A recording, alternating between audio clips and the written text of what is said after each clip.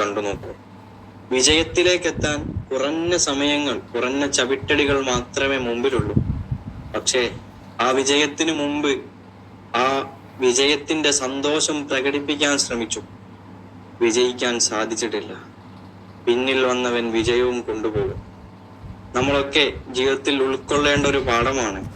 വിജയിക്കുമ്പോഴേക്ക് അല്ലെങ്കിൽ വിജയിക്കാൻ അടുക്കുമ്പോഴേക്ക്, ഏതെങ്കിലും ഒരു കാര്യം നമുക്ക് നേടിയെടുക്കാൻ കഴിയുമ്പോഴേക്ക് അമിതമായി ആഘോഷിക്കുകയോ അഹങ്കരിക്കുകയോ ചെയ്യരുത്.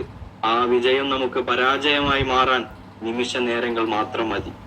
പിന്നിൽ വന്ന ആളെ നിങ്ങളൊന്ന് ചിന്തിച്ചു നോക്കൂ. ഒരുപക്ഷെ അയാളൊന്ന് ചിന്തിച്ചിട്ടുണ്ടാകാം, ഞാൻ പരാജയപ്പെട്ടേക്കാമെന്ന്. പക്ഷേ ഞാൻ പരാജയപ്പെടുമെന്ന് വിചാരിച്ച് അദ്ദേഹം പിന്തിരിയാൻ ശ്രമിച്ചിരുന്നെങ്കിൽ ആ വിജയം നേടാൻ സാധിക്കുമായിരുന്നില്ല. ഇങ്ങനെ നമ്മുടെ ജീവിതത്തിൽ ഞാൻ പരാജയപ്പെടും, അല്ലെങ്കിൽ എനിക്കത് നേടാൻ സാധിക്കുകയില്ല, ഞാൻ എത്തിപ്പെടുകയില്ല എന്ന് വിചാരിച്ച് നമ്മൾ പിന്തിരിഞ്ഞു പോകുമ്പോൾ പല വിജയങ്ങളും നമുക്ക് നഷ്ടമാകുന്നത്.